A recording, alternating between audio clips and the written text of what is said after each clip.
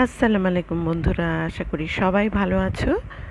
আজকে বিকালের নাস্তায় আমি স্প্যাগেটি রান্না করেছিলাম, তাই ভাবলাম স্প্যাগেটির রেসিপিটা তোমাদের সঙ্গে শেয়ার করি। বন্ধুরা, দেখতে থাকো কিভাবে আমি স্প্যাগেটি বানিয়েছি।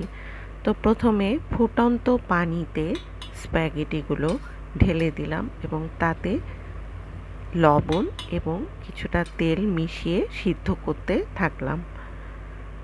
বেশ কিছুক্ষণ সিদ্ধ করে যখন দেখলাম নুডলসগুলো বেশ সিদ্ধ হয়ে গেছে, চুলা বন্ধ করে দিলাম। এবার কড়াইতে 1 কাপের মতো তেল ঢেলে দিলাম এবং তাতে রসুন ঢেলে দিলাম এবং পেঁয়াজ ঢেলে দিলাম। কিছুক্ষণ নাড়াতে হবে যতক্ষণ না পর্যন্ত পেঁয়াজগুলো ব্রাউন কালার ধারণ করে।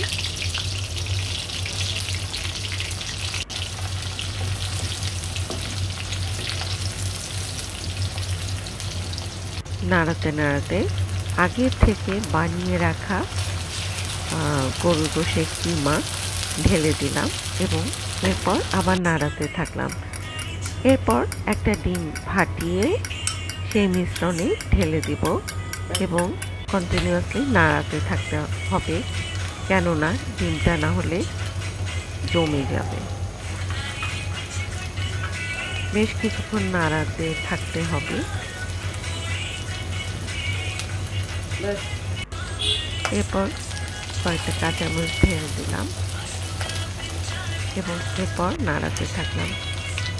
সামান্য লবণ ঢেলে দিলাম, আধা চা চামচের মতো লবণ। এরপর সয়া সস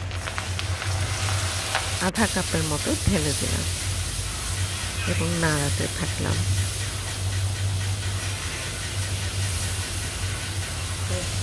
এরপর সিদ্ধ করে রাখা সেই নুডলস ঢেলে দিলাম।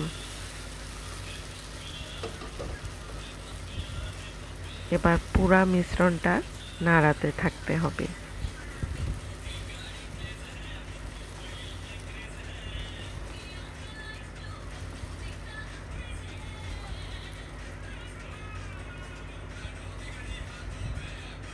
সাবধানে নাড়াতে হবে যাতে বাইরে পড়ে না যায়। নিচের অংশ উপরে, উপরের অংশ নিচে ভালোভাবে নাড়াতে হবে। এরপর সামান্য বাটার উপর দিয়ে দিলাম এবং লেবু রস ছিটিয়ে দিলাম।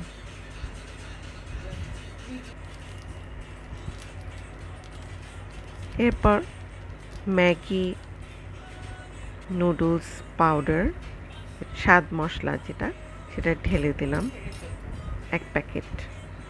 এরপর মিশ্রণটা ভালো করে মিক্স করছি। এরপর কিছুটা গোলমরিচ ঢেলে দিলাম, আবার মিক্স করছি।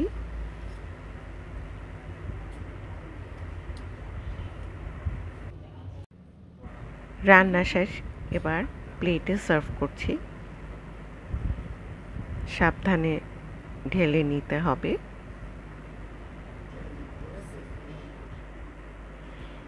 তো ফাইনালি তৈরি হয়ে গেল আমার স্প্যাগেটি রান্না। খেতেও অনেক মজা হয়েছিল।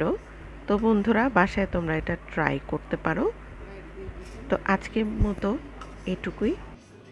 বন্ধুরা, আমার ভিডিওটা যদি তোমাদের ভালো লেগে থাকে তাহলে আমার এই ভিডিওটা লাইক, কমেন্ট এবং শেয়ার করে আমার পেজটা ফলো করে সাবস্ক্রাইব করে সাথে থেকো বন্ধুরা। তবে আজ এটুকুই। আল্লাহ হাফেজ।